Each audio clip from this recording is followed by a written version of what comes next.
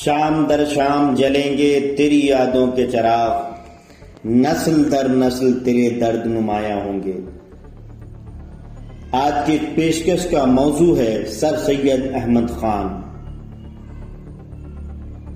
سر سید احمد خان کی پیدائش 17 اکتوبر 1817 کو دہلی کے ایک نہایت معزز اور ممتاز خاندان میں ہوئی۔ ان کے والد کا نام سید متقی تھا۔ جب سر سید احمد خان 4 سال 4 ماہ کے ہوئے تو شاہ غلام علی کے دست مبارک سے رسم بسم اللہ ادا کی گئی۔ ہر بچے کی طرح سر سید کی پرورش میں بھی ان کی والدہ عزیز النساء نے اہم کردار ادا کیا۔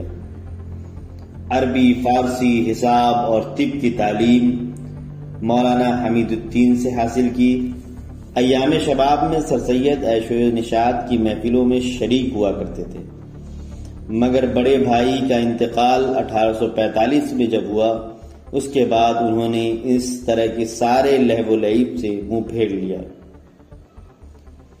1838 میں ایسٹ انڈیا کمپنی میں ملازم ہوئے اور منصفی کا امتحان پاس کر کے 1841 میں منصف ہو گئے۔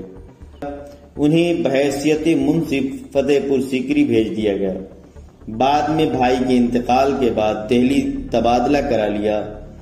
قیام دہلی کے زمانے میں انہوں نے آثار الصنادید شائع کرائی، جس میں دہلی کے تمام مشہور عمارتوں اور نامور شخصیات کے بارے میں بہت تفصیل سے ذکر موجود ہے۔ 1857 کے واقعات سے سر سید بہت متاثر ہوئے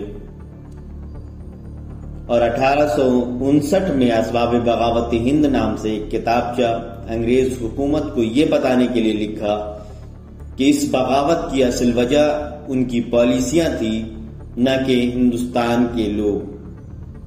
1862 میں سر سید احمد خان کا تبادلہ غازی پور ہوا اور یہاں انہوں نے 1863 میں سائنٹیفک سوسائٹی قائم کی۔ اس سوسائٹی کا مقصد تھا مختلف علوم کی کتابوں کو اردو میں ٹرانسلیٹ کرنا۔ 1869 میں سر سید احمد خان انگلستان پہنچے، وہاں کیمبرج یونیورسٹی کے طریقہ تعلیم کا جائزہ لیا اور وہاں کے نظام تعلیم سے متاثر ہوئے۔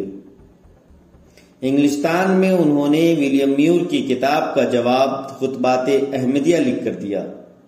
انگلستان سے واپس آ کر 24 ستمبر 1870 کو تہذیب الاخلاق نام سے ایک رسالہ جاری کیا۔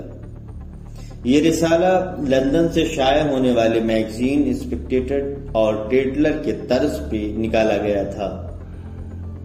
24 مئی 1875 میں ایک مدرسے کا افتتاح کیا گیا، پھر اسے ایک کالج کی شکل دی گئی اور اس کا نام پڑا محمڈن اینگلو اورینٹل کالج۔